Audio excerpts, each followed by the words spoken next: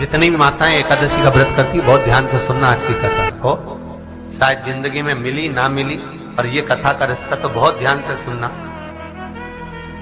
स्कंद पुराण यहां तक कहती है कि इस कथा के चरित्र को जो श्रवण कर लेता है उसको 26 एकादशी करना भी नहीं पड़ती। इस एकादशी की केवल ये कथा सुनकर ही वो तर जाता है।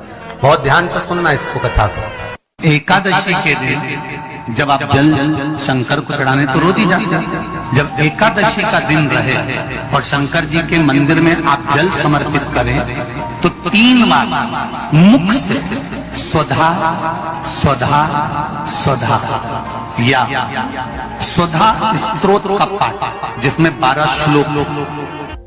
2-4 हैं, पैसा तो आ रहा है और घर में टिक नहीं रहा। डॉक्टर में, पुलिस में, एक्सीडेंट आदि में, कहीं गलत जगह पर, व्यसन में अगर पैसा जा रहा है, जुए में, मांसाहार, मदिरा पान, या कहीं आया पैसा आने में कमी नहीं, आ रहा है पर टिक नहीं रहा, रुक नहीं रहा। कोई मांगने आ गया, दे दिया, फिर वहां से अपने पास नहीं आ रहा, अपन कह रहे हैं भैया हमारा पैसा लौटा दो, नहीं आ रहा। तो महाराज शिव महापुराण की कथा कहती है, एकादशी के दिन गंगा के जल में मात्र 7 बेलपत्री डालकर जो नंदीश्वर भगवान अर्थात जो शंकर जी के शिवलिंग के सामने नंदी होता है, उस नंदी के चरण पर गंगा का जल चढ़ाकर बेलपत्री शिव पर समर्पित कर देता है, उसके घर में रुपया रुकना चालू हो जाता है। फिर वो गलत जगह पर नहीं जाता, गलत स्थान पर वो धन जाएगा ही नहीं। तूने सुधार की, मांग तुझे क्या चाहिए।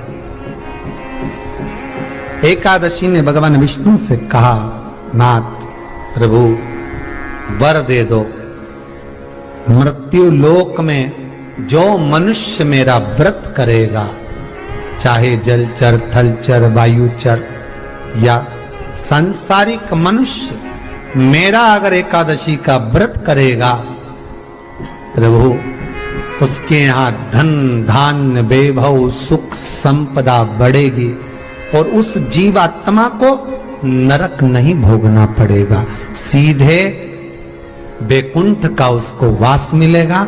जब जीव आत्मा को लेकर चला जाएगा, यम के दूत जब बंदी बनाकर ले जा रहे होंगे उस जीवात्मा को, जिसके प्राण छूटे होंगे, यम के दूत जब बंदी बनाकर ले जा रहे होंगे, तब मुझे वर दो कि मैं इसका हाथ पकड़कर बेतन्नी से पार उतार कर सारे नरकों से निकालती हुई आपके धाम में लेकर आऊं।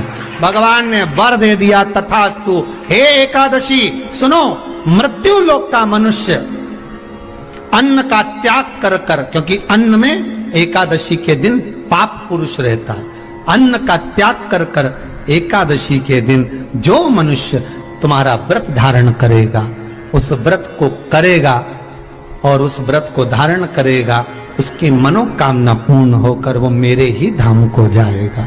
ये तो हुआ एकादशी के जन्म की कथा।